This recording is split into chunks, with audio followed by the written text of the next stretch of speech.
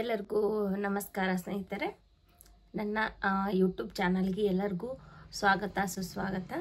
So ಇವತ್ತಿನ motivational video ಬಂದ್ಬಿಟ್ಟು ನಮ್ಮ ಮನಸ್ಸಿನ ಶತ್ರುಗಳು ನಾವೇ ಅಂತ ಹೆಂಗೆ ಅಂತ ಅಂದರೆ, ಮೊದಲನೇದಾಗಿ ನಮ್ಮ ಶತ್ರು ನಮಗೆ ನಾವು ಶತ್ರುಗಳು ಇರ್ತೀವಿ. ಹೆಂಗೆ ಅಂತಂದರೆ, ನಮ್ಮ ಹತ್ರ ಭಯ, ಸಂಶಯ, ಅಹಂಕಾರ, ದುಃಖ, ಕೋಪ ಅನ್ನೋದು ಎಲ್ಲ ಇರೋದಕ್ಕೆ, ಮತ್ತು ಅತಿ ಆಸೆ ಇವೆಲ್ಲ ನಮ್ಮ ಒಂದು ಮನಸ್ಸಿಗೆ ಇವೆಲ್ಲವೂ ಸಹ ಕಾರಣವಾಗಿರ್ತವೆ. ಅವುಗಳನ್ನು ನಾವು ಹೆಂಗೆ ಗೆಲ್ಲಬೇಕು, ಯಾವ ಥರ ಗೆಲ್ಲಬೇಕು ಅಂತ ಅಂದರೆ, ಮೊದಲನೇದಾಗಿ ಬಂದ್ಬಿಟ್ಟು ಭಯ ಅನ್ನೋದು ನಮ್ಮ ಹತ್ರ ಇರಬಾರ್ದು.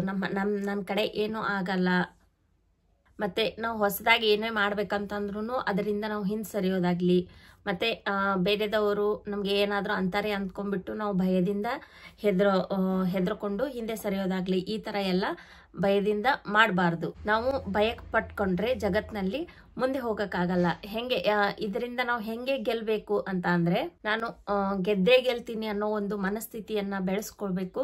ಮತ್ತು ನಾವು ಈ ಭಯವನ್ನು ತೆಗೆದುಹಾಕಿ ನಾನು ಮುಂದೆ ಹೋಗ್ತೀನಿ ಅನ್ನೋ ಒಂದು ಮನೋಭಾವನೆ ನಾವು ಬೆಳೆಸ್ಕೊಂಡ್ರೆ ಮಾತ್ರ ನಮಗೆ ಭಯ ಅನ್ನೋದು ಹೋಗುತ್ತೆ. ಆವಾಗ ನಮ್ಮ ಹತ್ರ ಒಂದು ಸಾಧನೆ ಮಾಡಬೇಕು ಅಂತ ಒಂದು ಮನೋಭಾವನೆ ಆವಾಗ ಬರುತ್ತೆ ನಮ್ಮ ಹತ್ರ. ಎರಡನೇದಾಗಿ ಬಂದ್ಬಿಟ್ಟು ಸಂಶಯ ಅನ್ನೋದೇ ಒಂದು ನಮ್ಮ ಒಂದು ಮನಸ್ಸಿನ ಒಂದು ದೊಡ್ಡ ಒಂದು ಶತ್ರು ಆಗ್ಬಿಟ್ಟಿದೆ. ಹೆಂಗೆ ಅಂತಂದ್ರೆ, ನಮ್ಗೆ ಅವರು ಹೆಲ್ಪ್ ಮಾಡ್ತಾರ ಇಲ್ವಾ, ಅವರು ನಮ್ಮ ಜೊತೆ ಇರ್ತಾರ ಇಲ್ವಾ ಕೊನೆವರೆಗೂ, ಈ ತರ ಎಲ್ಲ ನಾವು ಸಂಶಯ ಪಡ್ತೀವಿ. ಮತ್ತೆ ನಾನೇನ್ ಮಾಡ್ತೀನಿ, ನನ್ನ ಕಡೆ ಏನು ಮಾಡಕ್ ಆಗಲ್ಲ ಅಂತ ಹೇಳ್ಬಿಟ್ಟು ನಾವು ಸಂಶಯನ ನಮ್ಗೆ ಸಂಶಯ ಅಂದ್ರೆ ನಮ್ಮ ಮೇಲೆ ನಮ್ಗೆ ಬಿಲೀವ್ ಇರಲ್ಲ, ಸಂಶಯ ಪಟ್ಕೋತೀವಿ ನಮ್ಮ ಮೇಲೆ ನಮ್ಗೆ. ಯಾಕಂದ್ರೆ ನಮ್ಮ ಕೈಲಿ ಆಗಲ್ಲ, ಈ ತರ ಎಲ್ಲ ನಾವು ನಮ್ಮ ಮೇಲೆ ನಮ್ಗೆ ಡೌಟ್ ಇರುತ್ತೆ. ಅದಕ್ಕೋಸ್ಕರ ಅದನ್ನ ಸಂಶಯ ಅನ್ನೋದು ನಮ್ಮ ಹತ್ರ ಇರಬಾರ್ದು. ಅದಕ್ಕೆ ನೀವು ಏನ್ ಮಾಡ್ಬೇಕು ಅಂತಂದ್ರೆ, ನನ್ನ ಕಡೆ ಇದು ಕೆಲಸ ಆಗುತ್ತೆ ಅಂತ ಹೇಳ್ಬಿಟ್ಟು ಒಂದು ದೃಢವಾದ ನಂಬಿಕೆಯಿಂದ ಇರಬೇಕು. ಅದನ್ನ ನಾವು ಬೆಳೆಸ್ಕೊಳ್ಬೇಕು. ಆವಾಗ ಮಾತ್ರ ನಮ್ಗೆ ಸಂಶಯ ಅನ್ನೋದು ಹೋಗಿ ಒಂದು ದೃಢವಾದ ನಂಬಿಕೆ ಅನ್ನೋದು ಬರುತ್ತೆ. ನೆಕ್ಸ್ಟ್ ಬಂದ್ಬಿಟ್ಟು ನಮ್ಮ ಒಂದು ಮನಸ್ಸಿನ ಶತ್ರು ಕೋಪ. ನಾವು ಕೋಪ ಮಾಡಿಕೊಂಡು ಬೇರೆದವ್ರ ಮೇಲೆ ರೇಗಾಡೋದು ಅನಾವಶ್ಯಕ. ಬೇರೆದವ್ರ ಮೇಲೆ ಕೋಪ ಮಾಡ್ಕೊಂಡ್ರೆ ನಮ್ಗೆ ಏನು ಅದರಿಂದ ಲಾಭ ಇಲ್ಲ. ಈ ಕೋಪ ಅನ್ನೋದು ನಾವು ಎಲ್ಲಿವರೆಗೂ ಕಂಟ್ರೋಲ್ ಮಾಡಲ್ಲ ಅಲ್ಲಿವರೆಗೂ ಅದು ನಮ್ಗೆ ಶತ್ರು ಆಗೇ ಇರುತ್ತೆ. ಅದಕ್ಕೋಸ್ಕರ ಕೋಪವನ್ನ ನಾವು ಕಂಟ್ರೋಲ್ ಮಾಡ್ಕೋಬೇಕು. ಜಾಸ್ತಿ ಕೋಪ ಮಾಡ್ಕೊಳ್ಳೋದ್ರಿಂದ ಏನಾಗುತ್ತೆ, ನಮ್ಗೆ ಸಮಸ್ಯೆಗಳು ಜಾಸ್ತಿ ಆಗುತ್ತೆ. ಮತ್ತೆ ಮಾನಸಿಕವಾಗಿ ನಾವು ಕುಗ್ತೀವಿ, ಶಾರೀರಿಕವಾಗಿಯೂ ನಾವು ಅಂದ್ರೆ ನಮ್ಗೆ ಆರೋಗ್ಯದಲ್ಲಿ ಏರುಪೇರಾಗುತ್ತೆ. ಸೊ ಅದಕ್ಕೋಸ್ಕರ ಕೋಪವನ್ನ ನಾವು ನಮ್ಮ ಕಂಟ್ರೋಲ್ ಅಲ್ಲಿ ಇಟ್ಕೋಬೇಕು. ಏನ್ ಮಾಡ್ಬೇಕು ಅಂತಂದ್ರೆ, ಕೋಪ ಬಂದಾಗ ಒಂದು 10 ನಿಮಿಷ ನಾವು ಸೈಲೆಂಟ್ ಆಗಿ ಇದ್ಬಿಡ್ಬೇಕು. ಒಂದು 10-15 ನಿಮಿಷ ನಾವು ಸೈಲೆಂಟ್ ಆಗಿ ಯಾರ ಜೊತೆನೂ ಮಾತಾಡದೆ ಇದ್ರೆ ನಮ್ಮ ಕೋಪ ಸ್ವಲ್ಪ ಕಡಿಮೆ ಆಗುತ್ತೆ. ಮತ್ತೆ ಯಾರಾದ್ರೂ ಏನಾದ್ರೂ ವಾದ ಮಾಡುವಾಗ ರಿಫ್ಲೆಕ್ಟ್ ಮಾಡದೆ ಸೈಲೆಂಟ್ ಆಗಿ ಇದ್ದು ಬಿಡ್ಬೇಕು. ಅದರಿಂದ ನಮ್ಗೆ ಸ್ವಲ್ಪ ಕೋಪ ಕಡಿಮೆ ಆಗಿ ಅವರು ಮುಂದೆ ಇರೋರು ಕೋಪ ಕೂಡ ನಾವು ರಿಫ್ಲೆಕ್ಟ್ ಮಾಡಲಿಲ್ಲ ಅಂದ್ರೆ ಅವ್ರದ್ದು ಸಹ ಕೋಪ ಕಡಿಮೆ ಆಗುತ್ತೆ. ಈ ತರ ನಾವು ಕೋಪನ ಕಡಿಮೆ ಮಾಡ್ಕೋಬೇಕು. ನೆಕ್ಸ್ಟ್ ಬಂದ್ಬಿಟ್ಟು ಆಲಸ್ಯತನವನ್ನು ಬಿಟ್ಬಿಡ್ಬೇಕು. ಲೇಜಿಯಾಗಿ ಇರಬಾರ್ದು. ಅಂದ್ರೆ ಏನೋ ಒಂದು ಕೆಲಸ ಮಾಡ್ಬೇಕಂದ್ರೂ ಲೇಜಿಯಾಗಿ ಇರೋದು, ಅಂದ್ರೆ ಬೇಗ ಕೆಲಸ ಮಾಡದೆ ಇರೋದು, ಮತ್ತೆ ಜವಾಬ್ದಾರಿ ತಗೊಳ್ದೆ ಇರೋದು ಆಲಸ್ಯತನ ಅಂತಾರೆ. ಅದಕ್ಕೆ ನಾವು ಏನಾದ್ರೂ ಒಂದು ಮಾಡ್ಬೇಕು ಅಂತ ಅಂದ್ರೆ ನಮಗೆ ಶ್ರಮ ವಹಿಸ್ಬೇಕಾಗುತ್ತೆ. ನಾವು ಏನಾದ್ರೂ ಒಂದು ಕೆಲಸ ಮಾಡುವಾಗ ಶ್ರಮ ಅನ್ನೋದು ತುಂಬಾ ಇಂಪಾರ್ಟೆಂಟ್ ಆಗುತ್ತೆ. ಸೊ ಅದಕ್ಕೋಸ್ಕರ ಶ್ರಮ ಪಡಬೇಕು ನಾವು ಯಾವುದೇ ಒಂದು ಕೆಲಸ ಮಾಡುವಾಗ.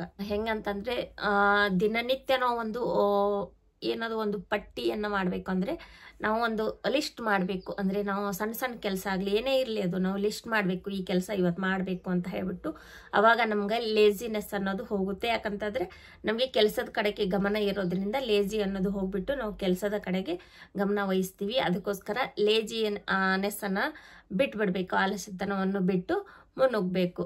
ನೆಕ್ಸ್ಟ್ ಬಂದ್ಬಿಟ್ಟು ಓವರ್ ಡಿಸೈರ್ ಅಂಡ್ ಅಟ್ಯಾಚ್ಮೆಂಟ್ ಅಂತ ಹೇಳ್ತಾರೆ. ಅಂತ ಅಂದ್ರೆ ಅತಿ ಆಸೆ ಮಾಡೋದನ್ನ ನಾವು ಬಿಡಬೇಕು. ನಾವು ಹಣ ಮಾಡಬೇಕು, ಆಮೇಲೆ ಆಸ್ತಿ ಮಾಡಬೇಕು ಅಂತ ನಾವು ಅದರ ಹಿಂದೆ ಹೋದ್ರೆ ಅದರಿಂದ ನಮ್ಗೆ ಜೀವನದ ಒಂದು ನೆಮ್ಮದಿಯನ್ನ ಕಳ್ಕೊಂಡ್ಬಿಡ್ತೀವಿ ನಾವು. ಯಾಕಂತಂದ್ರೆ ಸಡನ್ ಆಗಿ ಆಗ್ಬೇಕು ಅಂದ್ರೆ ಯಾವ ಕೆಲಸನೂ ಆಗಲ್ಲ. ಸೊ ಅದಕ್ಕೋಸ್ಕರ ನಾವು ತಾಳ್ಮೆಯಿಂದ ಸ್ವಲ್ಪ ಇರಬೇಕು. ನೆಕ್ಸ್ಟ್ ಬಂದ್ಬಿಟ್ಟು ನಮ್ಮ ಒಂದು ಮನಸ್ಸಿನ ಶತ್ರುಗಳನ್ನ ನಾವೇ ಗೆಲ್ಬೇಕು. ಹೆಂಗೆ ಗೆಲ್ಬೇಕು ಅಂತ ಅಂದ್ರೆ, ಮೊದಲೇ ಬಂದ್ಬಿಟ್ಟು ಸೆಲ್ಫ್ ಅವೇರ್ನೆಸ್ ಅಂತ ಅಂದ್ರೆ ಆತ್ಮಜ್ಞಾನ ಅಂತ ಹೇಳ್ತಾರೆ. ಸೆಲ್ಫ್ ಅವೇರ್ನೆಸ್ ಯಾವ ಥರ ಇರಬೇಕು ಅಂತಂದರೆ, ನಮ್ಮ ಮನಸ್ಸಿಗೆ ನಾವು ಅಂದರೆ ಯಾವ ಥರ ನಾವು ಕೆಲಸ ಮಾಡ್ತಾ ಇದ್ದೀವಿ ಅಂತ ಅನ್ನೋದನ್ನು ನಾವೇ ತಿಳ್ಕೋಬೇಕು ಅದನ್ನು. ಯಾಕಂತಂದರೆ ನಮ್ಮ ಯಾವ ಒಂದು ಕೆಲಸಗಳು ನಮಗೆ ಶತ್ರುಗಳು ಅಂದರೆ ಶತ್ರುಗಳಂತೆ ಕೆಲಸ ಮಾಡ್ತಾ ಇದ್ದಾವೆ ಅನ್ನೋದನ್ನು ನಾವು ಅದನ್ನು ತಿಳ್ಕೊಂಡ್ರೆ ಮಾತ್ರ ನಮಗೆ ಅದಕ್ಕೆ ಏನಾದರೂ ಒಂದು ಸೊಲ್ಯೂಷನ್ ಹುಡ್ಕೋಕೆ ಆಗುತ್ತೆ. ಸೊ ಅದಕ್ಕೋಸ್ಕರ ನಾವು ನಮ್ಮ ಒಂದು ಮನಸ್ಸಿನ ಶತ್ರುಗಳನ್ನು ಆ ಥರ ತಿಳಿಬೇಕು. ಮತ್ತು ನಮ್ಮ ಒಂದು ಡಿಸಿಷನ್ಸ್ ಏನಿದಾವೋ ಅದು ಕರೆಕ್ಟಾಗಿ ತಗೋಬೇಕು ಅಂತ ಅಂದರೆ ನಮಗೆ ಸೆಲ್ಫ್ ಅವೇರ್ನೆಸ್ ಅನ್ನೋದು ತುಂಬ ಇಂಪಾರ್ಟೆಂಟ್. ನೆಕ್ಸ್ಟ್ ಬಂದ್ಬಿಟ್ಟು ಪೇಷನ್ಸ್ ಅಂತ ಅಂದರೆ ತಾಳ್ಮೆ ಅನ್ನೋದು ನಮಗೆ ತುಂಬ ಇಂಪಾರ್ಟೆಂಟ್. ನಾವು ಆ ಥರ ನಮಗೆ ತಾಳ್ಮೆ ಬರಬೇಕು, ಕೋಪ ಬಂದು ನಮಗೆ ಕಂಟ್ರೋಲ್ ಆಗ್ತಾ ಇಲ್ಲ, ತಾಳ್ಮೆ ಬರಬೇಕು ಅಂತ ಅಂದರೆ ನಾವು ಪ್ರಾಣಾಯಾಮ ಮಾಡೋದಾಗಲಿ, ಯೋಗ ಮಾಡೋದಾಗಲಿ, ಸ್ವಲ್ಪ ನೆಮ್ಮದಿಯಿಂದ ಇರೋದಾಗಲಿ, ಶಾಂತಿಯಿಂದ ಇರೋದಾಗಲಿ ಮಾಡಬೇಕು. ಆವಾಗ ನಮಗೆ ನಮ್ಮ ಒಂದು ಕಂಟ್ರೋಲು ನಮ್ಮ ಕಡೆ ಇರುತ್ತೆ. ನಾವು ಏನಾದರೂ ಆ ಥರ ಪ್ರಾಣಾಯಾಮ ಯೋಗ ಮಾಡೋದ್ರಿಂದ ನಮಗೆ ಸ್ವಲ್ಪ ತಾಳ್ಮೆ ಅನ್ನೋದು ಜಾಸ್ತಿ ಆಗುತ್ತೆ. ನೆಕ್ಸ್ಟ್ ಬಂದ್ಬಿಟ್ಟು ಪಾಸಿಟಿವಿಟಿಯಾಗಿ ಇರಬೇಕು. ಅಂದರೆ ನೆಗೆಟಿವ್ ಆಗಿ ಇರಬಾರ್ದು. ಪಾಸಿಟಿವಿಟಿ ಅಂದರೆ ಏನೇ ಬಂದರೂ ಎಕ್ಸೆಪ್ಟ್ ಮಾಡುವಂಥ ಗುಣ ನಮ್ಮ ಹತ್ರ ಇರಬೇಕು. ಆವಾಗ ನಾವು ಲೈಫ್ನಲ್ಲಿ ಏನಾದರೂ ಒಂದು ಲೀಡ್ ಮಾಡ್ತೀವಿ. ನಾವು ಏನಾದರೂ ಒಂದು ಗುರಿ ಮುಟ್ಟಬೇಕು ಅಂದರೆ ನಾವು ಪಾಸಿಟಿವ್ ಆಗಿ ಥಿಂಕ್ ಮಾಡಬೇಕು. ಆವಾಗ ಮಾತ್ರ ನಾವು ಏನಾದರೂ ಒಂದು ಕೆಲಸ ಅನ್ಕೊಂಡಿರೋ ಕೆಲಸ ಆಗುತ್ತೆ. ನೆಗೆಟಿವ್ ಆಗಿ ಥಿಂಕ್ ಮಾಡಬಾರ್ದು. ಅದು ಪಾಸಿಟಿವಿಟಿ ಅನ್ನೋದು ನಮ್ಮ ಹತ್ರ ಇರಬೇಕು. ನೆಕ್ಸ್ಟ್ ಬಂದ್ಬಿಟ್ಟು ನಾವು ಒಳ್ಳೆಯ ಫ್ರೆಂಡ್ಶಿಪ್ಪನ್ನು ಮಾಡಬೇಕು. ಅಂದರೆ ಯಾರು ನಮ್ಮ ಜೊತೆ ಚೆನ್ನಾಗಿರ್ತಾರೋ ಅವ್ರ ಜೊತೆ ನಾವು ಇರಬೇಕು. ಮತ್ತು ಯಾರು ನೆಗೆಟಿವ್ ಪರ್ಸನ್ ಇರ್ತಾರೋ ಅವ್ರ ಜೊತೆ ನಾವು ಇರಬಾರ್ದು. ಅವರನ್ನು ಅವಾಯ್ಡ್ ಮಾಡಬೇಕು. ಯಾಕಂತಂದರೆ ನಾವು ಯಾರ ಜೊತೆ ಜಾಸ್ತಿ ಇರ್ತೀವೋ ಅದು ನಮ್ಮ ಮೇಲೆ ಪ್ರಭಾವ ಬೀರುತ್ತೆ. ಯಾಕಂತಂದರೆ ಅವ್ರ ಥರ ನಾವು ಆಗ್ತಾ ಇದ್ದೀವಿ ಅಂತ ಹೇಳ್ಬಿಟ್ಟು ಅವರ ಒಂದು ಏನೋ ಕೆಲಸಗಳಿರ್ತಾವೋ, ಅವ್ರು ಏನು ಮಾಡ್ತಾರೋ ಅವರ ಒಂದು ಪ್ರಭಾವಗಳೆಲ್ಲ ನಮ್ಮ ಮೇಲೆ ಬೀಳೋಕ್ಕೆ ಸ್ಟಾರ್ಟ್ ಆಗುತ್ತೆ. ನಾವು ಅವ್ರ ಥರನೇ ಆಗ್ತೀವಿ ಅನ್ನೋದಕ್ಕೋಸ್ಕರ ನಾವು ಸ್ವಲ್ಪ ನಮ್ಮ ಒಂದು ಏನು ಫ್ರೆಂಡ್ ಸರ್ಕಲ್ ಇದೆಯೋ ಅದನ್ನು ನಾವು ಮೊದಲು ಅಬ್ಸರ್ವ್ ಮಾಡಬೇಕು. ಅಬ್ಸರ್ವ್ ಮಾಡಿಬಿಟ್ಟು ಯಾವ ಥರ ಇದ್ದಾರೆ ಅಂತ ನಮಗೆ ಓಕೆ ಅನಿಸಿದ್ರೆ ಇರಬೇಕು. ಇಲ್ಲಾಂದರೆ ನಾವು ಆ ಫ್ರೆಂಡ್ ಸರ್ಕಲನ್ನು ನಾವು ಚೇಂಜ್ ಮಾಡಬೇಕು. ಯಾವಾಗಲೂ ಆದಷ್ಟು ನಾವು ಪಾಸಿಟಿವ್ ಪರ್ಸನ್ಗಳನ್ನು ಸೆಲೆಕ್ಟ್ ಮಾಡ್ಕೊಳ್ಳೋಕ್ಕೆ ಟ್ರೈ ಮಾಡಬೇಕು. ನೆಗೆಟಿವ್ ಪರ್ಸನನ್ನು ಆದಷ್ಟು ದೂರ ಇಡೋಕ್ಕೆ ನಾವು ಎಷ್ಟು ಟ್ರೈ ಮಾಡ್ತೀವೋ ಅಷ್ಟು ನಮಗೆ ಒಳ್ಳೆಯದು. ನೆಕ್ಸ್ಟ್ ಬಂದ್ಬಿಟ್ಟು ನಮ್ಮ ಒಂದು ದೃಢವಾದ ಒಂದು ಶಕ್ತಿ. ಅಂದರೆ ನಾವು ಏನಾದರೂ ಒಂದು ಸಾಧನೆ ಮಾಡಬೇಕು ಅಂದರೆ ಬಲವಾಗಿ ಮತ್ತು ಸ್ಟ್ರಾಂಗ್ ಆಗಿ ಯಾವುದನ್ನು ನಂಬುತ್ತೀವೋ ಅದು ಒಂದು ತುಂಬ ಇಂಪಾರ್ಟೆಂಟ್ ನಮಗೆ. ಯಾಕಂತಂದರೆ ನಾವು ಏನಾದರೂ ನಂಬಿದರೆ ಅದನ್ನು ಸ್ಟ್ರಾಂಗ್ ಆಗಿ ನಂಬಬೇಕು. ಯಾಕಂದರೆ ಅದು ಒಂದು ಗುರಿಗೆ ನಮಗೆ ರೀಚ್ ಮಾಡೋ ಹಾಗಿರಬೇಕು.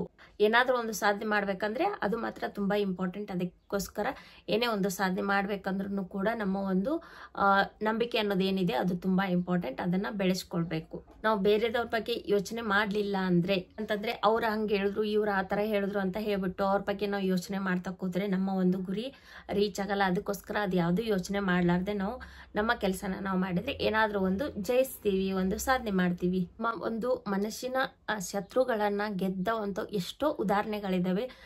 ಫಾರ್ ಎಕ್ಸಾಂಪಲ್ ಸ್ವಾಮಿ ವಿವೇಕಾನಂದ ಆಗಿರ್ಬೋದು, ಆಮೇಲೆ APJ ಅಬ್ದುಲ್ ಕಲಾಂ ಆಗಿರ್ಬೋದು, ಆಮೇಲೆ ನೆಕ್ಸ್ಟ್ ಬಂದ್ಬಿಟ್ಟು ಗಾಂಧೀಜಿಯವರು ಆಗಿರ್ಬೋದು.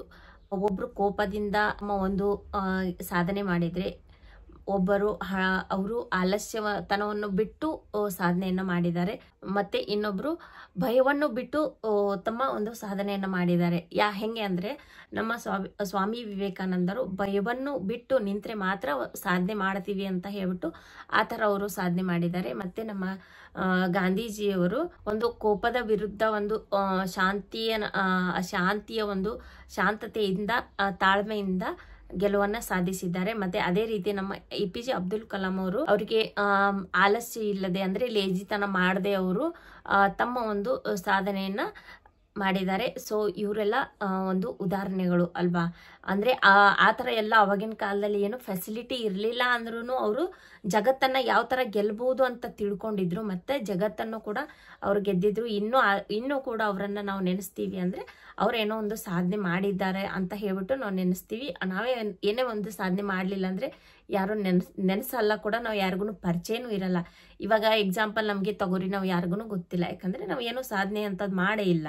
ಸೊ ಅದಕ್ಕೋಸ್ಕರ ಏನೇ ಒಂದು ಇರಲಿ, ನಾವು ಪ್ರಯತ್ನ ಮಾಡೋದನ್ನು ನಿಲ್ಲಿಸಬಾರ್ದು. ಇದರ ಅರ್ಥ ಏನು ಅಂತಂದರೆ ನಿನ್ನ ಮನಸ್ಸನ್ನು ನೀನು ಗೆದ್ದರೆ ಮಾತ್ರ ಇಡೀ ನಾವು ಜಗತ್ತನ್ನೇ ಗೆಲ್ಲಬಹುದು. ನಮ್ಮ ಮನಸ್ಸೇ ನಮಗೆ ಗೆಲ್ಲಕ್ಕೆ ಆಗಲಿಲ್ಲ ಅಂದರೆ ನಾವು ಇಡೀ ಜಗತ್ತನ್ನು ಯಾವ ಥರ ಗೆಲ್ತೀವಿ? ಆಗಲ್ಲಲ್ವಾ? ಸೊ ಅಂದರೆ ನಮ್ಮ ಮೇಲೆ ನಮಗೆ ಮೊದಲು ನಂಬಿಕೆ ಇರಬೇಕು, ಆಮೇಲೆ ನಾವು ಇಡೀ ಜಗತ್ತನ್ನೇ ಗೆಲ್ಲೋ ಒಂದು ಸಾಧ್ಯತೆ ಇದೆ. ಇಷ್ಟು ಈ ವಿಡಿಯೋ ಬಂದುಬಿಟ್ಟು ನಮ್ಮ ಮನಸ್ಸನ್ನು ಯಾವ ಥರ ಗೆಲ್ಲಬೇಕು, ನಮ್ಮ ಮನಸ್ಸಿನ ಶತ್ರುಗಳು ಯಾವ ಅಂತ ಹೇಳಿಬಿಟ್ಟು ಅದ್ರ ಬಗ್ಗೆ ಎಕ್ಸ್ಪ್ಲೇಷನ್ ಕೊಟ್ಟಿದ್ದೇನೆ. ಸೊ ಮತ್ತೆ ನಾನು ನಿಮಗೆ ಮುಂದಿನ ವಿಡಿಯೋದಲ್ಲಿ ಮತ್ತೆ ಬೇರೆ ಒಂದು ಕಂಟೆಂಟ್ ಜೊತೆಗೆ ಸಿಗ್ತೇನೆ. ನನ್ನ ಚಾನಲ್ನ ಯಾರೆಲ್ಲ ಸಬ್ಸ್ಕ್ರೈಬ್ ಮಾಡ್ಕೊಂಡಿಲ್ಲ ದಯವಿಟ್ಟು ಸಬ್ಸ್ಕ್ರೈಬ್ ಮಾಡ್ಕೊಳ್ಳೋದನ್ನು ಮರಿಬೇಡಿ. ಹಾಗೆ ಒಂದು ಲೈಕ್ ಕೊಡಿ ಮತ್ತು ಒಂದು ಕಮೆಂಟ್ ಹಾಕಿ.